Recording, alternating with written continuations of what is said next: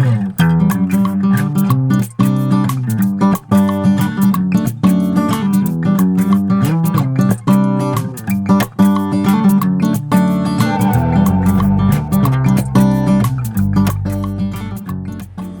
you briefly introduce yourself and describe your role as the owner and developer of Royal Phuket Marina? I came here first on holiday in 1991, and before that my hobby for 20 years has been, from 1970 onwards, is to go to 3 new places every year, which had sun, sand, sea and sailing. And by the time I came to Phuket, I must have been to over 50 places around the world which had these sun, sea, sand and sailing. And when I came to my first holiday in Phuket in 1991, I was staying at Amanpuri, which had just opened the year before. I came with my 3 children, my wife, and we fell in love with Amanpuri. Then I chartered a boat, went around the islands. In those days there were hardly any, there were no imported boats. There were only local-made boats, which were very safe. And what I saw was so mind-boggling, beautiful compared to all the places I've been to. So, first of all, I finished up buying a villa in Amanpuri on my holiday, which I still have.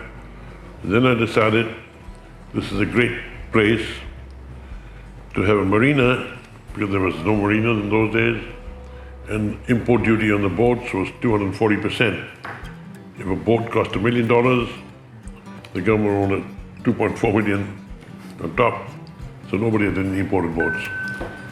Then I met the Prime Minister Thaksin in 2002 to explain that I'd like to invest a lot of money in building a world-class marina if we bring the import duty down to 0.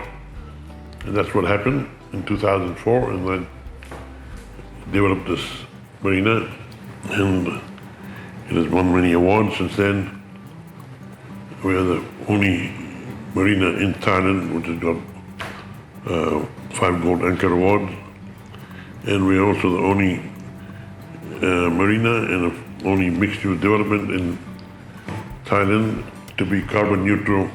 So I'm very conscious of sustainability, and that's been one of our priorities, and I've invested a lot towards everything sustainable with the company.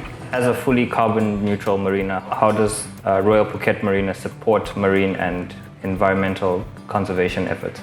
Yeah, you will see when you go to the marina, we have many initiatives to keep the waters clean. And by the way, we also got an International Clean Marina Award. So keeping waters clean is one of our priorities. You will see we have 3 or 4 initiatives. One initiative is 8 hours a day, and the 2 are automatic, 24 hours a day, that collect dirt from the water in the marina. Yeah.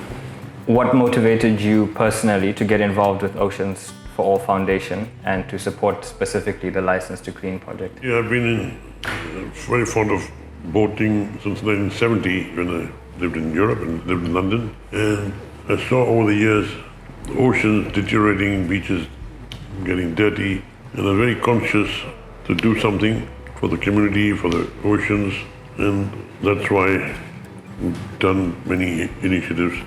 Like we don't allow any plastic bottles to be used for water because they throw it away in the end.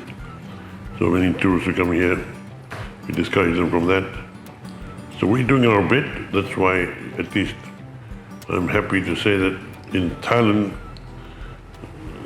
we've got now, we just announced last week, we've got an announcement that we've got a 2nd year running carbon neutral, and yet the only one. First year was the only one, and last week I heard we're still the 2nd year also the only one. I'm happy that all our efforts over the last 7 years are beginning to pay off. How has the marina staff contributed to supporting the License to Clean project? We have every quarter training for all the staff, ongoing training to explain to them the importance of sustainability.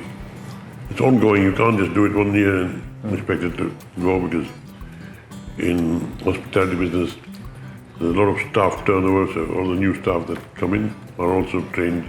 How has your involvement with the License to Clean project been received by your clients, your guests, and the local community? We first started this initiative with an organization called Seakeepers, which Far East headquarters in Singapore, and I became conscious of this about 7-8 years ago. Then this organization is based in Phuket, so it's more convenient. So since the last 3 years, we've been supporting them because they're on the spot, so it's easier. What does the success of the License to Clean project mean to you personally? I live in the marina, I have a villa in the marinas, and I keep a boat there, so I'd love to see waters clean personally, and I want to do it for everybody who comes here. And because it's the most popular marina, we get about 600,000 people a year going, because we are the main gateway for people who want to go on boat trips for the day or overnight. So people love going from Royal Phuket Marina to different places. We have 30 islands within 1 hour from here, so it's easier. We're right in the center of Phuket, so it's easy for people to get to and go out places. How do you see your collaboration with Oceans for All evolving over the next couple of years? Yes, I have an ongoing partnership with them. We support them fully financially from our part, from Phuket at least. They've got other supporters as well. And we have close working relationships. My team is very closely working with them. So I like what they're doing. So we do have a budget for sustainability.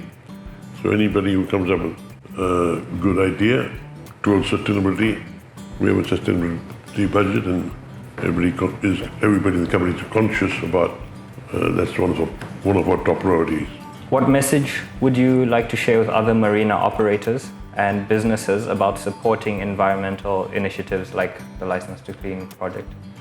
We're very friendly competitors. We exchange ideas. They all know what we're doing. But every marina management has their own priorities, and sadly, what we see is they have not allocated the budgets and the attention towards sustainability that we have done. That's why I was pleasantly surprised that for the second year running we had no competition, which surprised me, to be honest, which shows that not enough priority or attention or the budget is going towards sustainability by many establishments, even hotels. Some are conscious, very conscious. Some ignore this, let somebody else do it. So it's very sad.